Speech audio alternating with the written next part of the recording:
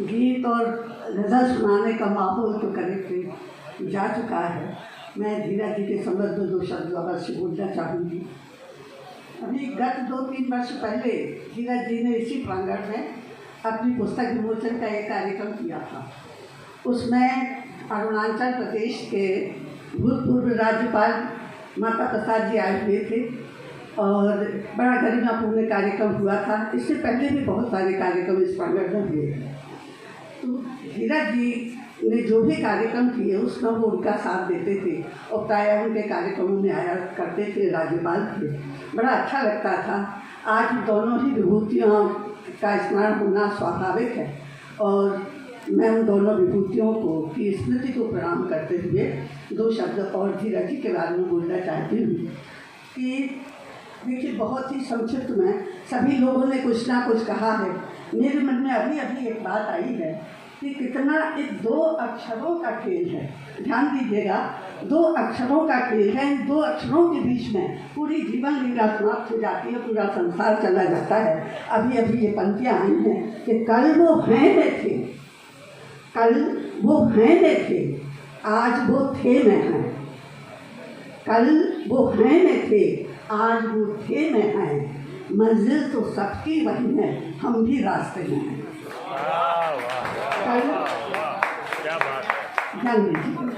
कल वो हैं में थे, हैं में थे, आज वो थे में हैं। कल वो हैं में थे, आज वो थे में हैं। मंजिल तो सबकी वही है, हम भी रास्ते में हैं। क्या बात है, क्या बात है, वाह भाई। धीरज जी इस प्रांगण में जो अपनी विरासत छोड़ गए हैं, इसमें साहित्य के जो बीजारोपण कर गए और अपनी आँखों की पुतलियों के माध्यम से, आँखों की पुतलियों के माध्यम से जो यहाँ संस्कार छोड़ गए हैं, वो आज अंकुरित हुए दिखाई पड़ते हैं। कल वो फलेंगे, फूलेंगे, पुष्पित होंगे और एक दिन छायादार वृक्ष बनेंगे, ऐसा मुझे दिखाई पड़ रहा है।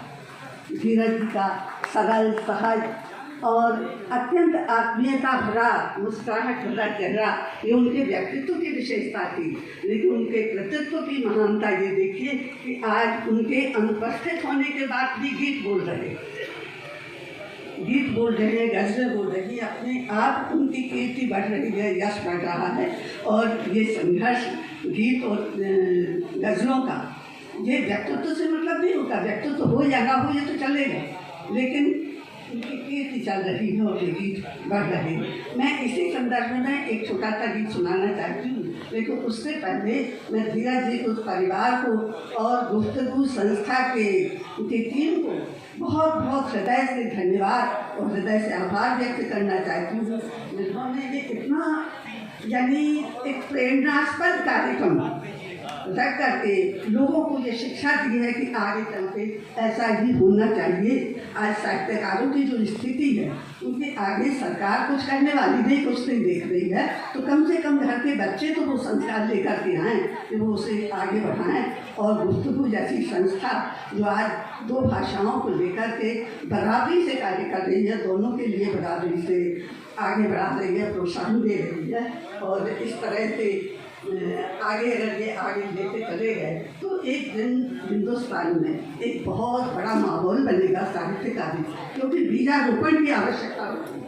बीज डाल दिया गया तो वो कभी न कभी पुष्पित फलित होता है।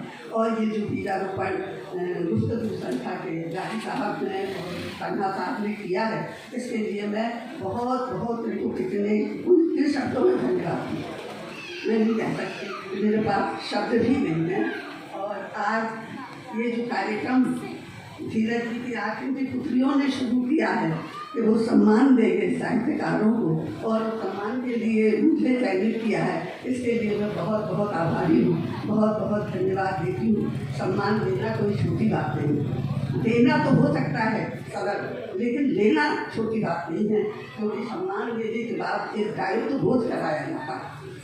जो उस दायित्व बोझ में ये आपने अब तक जो काम किया है उसे पूरी निष्ठा और लगन के साथ आगे भी करते जाएं, आगे भी साहित्य का वैसे ही सृजन करें, आगे भी साहित्य का वैसे ही निर्वाह करें, तब तो आप सम्मान के पात्र हैं। और उस सम्मान का सम्मान होता है अन्यथा वो सम्मान हमने तो ले लिया, अब उस सम्मान का सम्मान नहीं दिया।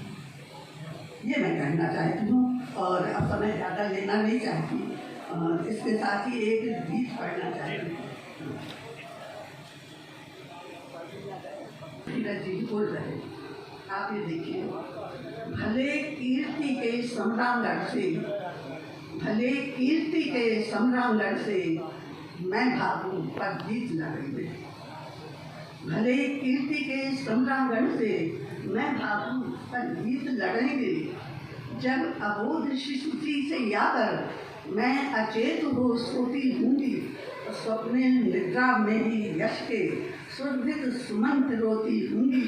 ये मेरे मानस के प्रहरी मैं सोऊं दिन रात जगेंगे। ये मेरे मानस के प्रहरी मैं सोऊं दिन रात जगेंगे। भले कीर्ति के सम्राट